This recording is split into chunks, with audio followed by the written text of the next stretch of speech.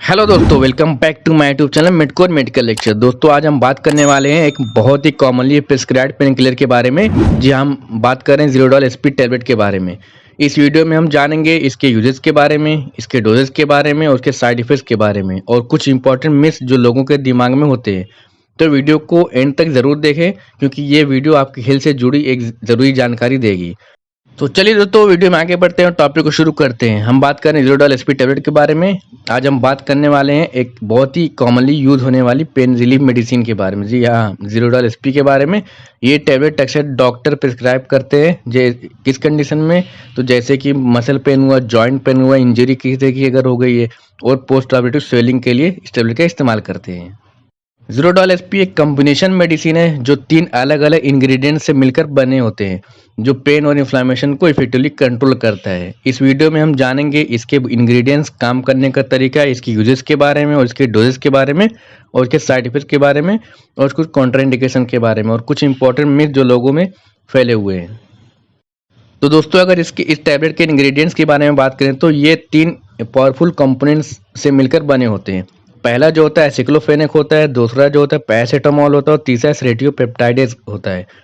और पहले हम बात करेंगे एसिक्लोफेनेक के बारे में। ये एक एनसेड यानी कि non steroidal anti inflammatory drug है जो पेन और स्वेलिंग को कम करने का काम करता है।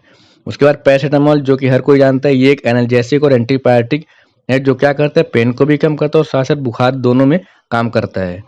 तीसरा जो होता है हमारा सेरोटियोपेप्टाइडेज, ये 15 mg होता है। ये एक प्रोटियोलाइटिक एंजाइम होता है जो इंजरी के बाद वाली सूजन, यानी कि जो इंजरी हो गई, चोट लगी, जो कभी खून वगैरह निकलते हैं, टिश्यू का स्किन का रप्चर होना, तो जो टिश्यू और क्लॉट्स को क्या करता है, ये तोड़ता है, उनको हील करता है, उनको स्वेलिंग को कम करता है।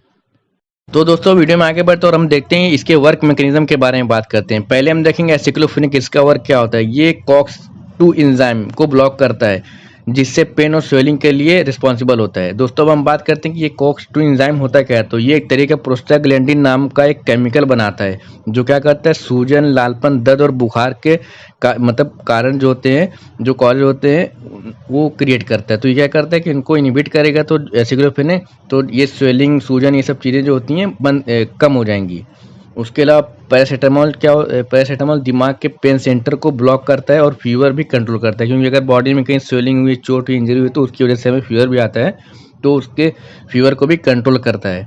सेरोटियोपेप्टाइडेज ये एक एंजाइम होता है जो सूजन वाले प्रोटीन को तोड़ता है, टिश्यू को साफ करता है और जिससे हीलिंग फास्ट होती है। जहाँ पे स्वेलिंग होती है वहाँ पे टिश्यू को हील करेगा तो स्वेलिंग जो हमारी वो होगी, हीलिंग होगी, वो बहुत ही फास्ट हो जाती है।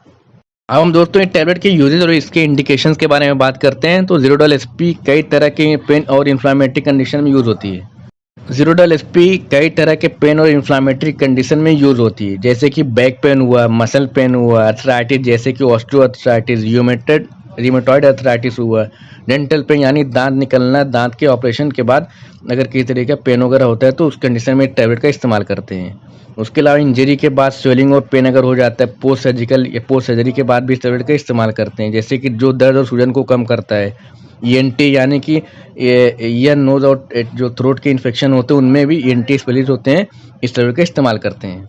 दोस्तों इस टैबलेट को लेने के बाद कुछ साइड इफेक्ट देखने को मिल सकते हैं। कुछ तो कॉमन साइड इफेक्ट होते हैं और कुछ रेयर होते हैं। पहले हम बात करेंगे मतलब कुछ रेयर लेकिन सीरियस भी हो सकते हैं। पहले हम बात करेंगे कॉमन साइड इफेक्ट के बारे में, जैसे कि एसिडिटी का होना, नोजिया या वोमिटिंग जैसा फील होना, स्टोमक अपसेट हो सकता है, गैस या ब्लोटिंग बहुत ज़्यादा हो सकती है। उसके अलावा अगर हम रेयर लेकिन बहुत ही सीरियस कभी कभी देखने को मिलता है उसके साइड इफेक्ट के बारे में बात करें तो जैसे स्किन एलर्जीज का होना, जैसे बॉडी में रैशेज या इचिंग का एहसास होना, लीवर का डैमेज हो जाना जो कि बहुत ही रेयरली होता है और वो भी किस लिए होता है, अगर हम पैरासीटामोल हमारी बॉडी में ओवरडोज हो जाएगा तो उसके कॉम्प्लिकेशन में ऐसा देखने को मिलता है। Kidney issue long term use में, ऐसे पेन किलर अगर ज़्यादा लंबे समय तक इस्तेमाल करेंगे तो किडनी के इशू हो सकते हैं।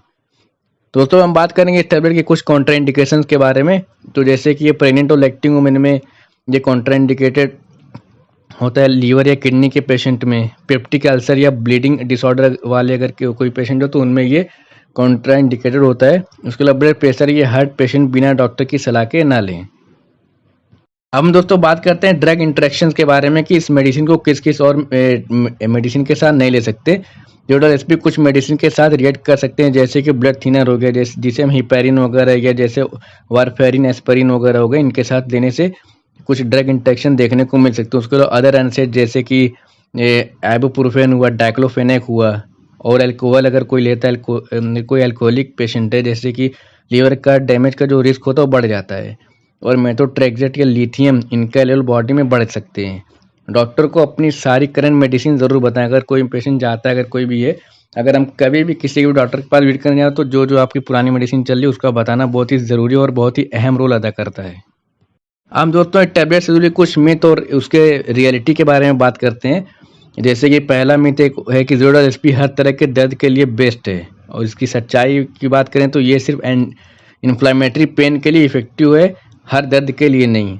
दूसरा जो मिथ है, इसे डेली लेना सेफ है, तो लॉन्ग टर्म यूज से लीवर और किडनी को नुकसान हो सकता है। तीसरा जो मिथ है, प्रेगनेंसी में सेफ है, प्रेगनेंसी में डॉक्टर की स्ट्रिक्ट गाइडेंस के बिना नहीं लेना चाहिए, यानी कि ये सेफ भी है और अनसेफ भी माना जाता है, लेकिन डॉक्टर की उसमें गाइडेंस में लेना ज़रूरी होता है।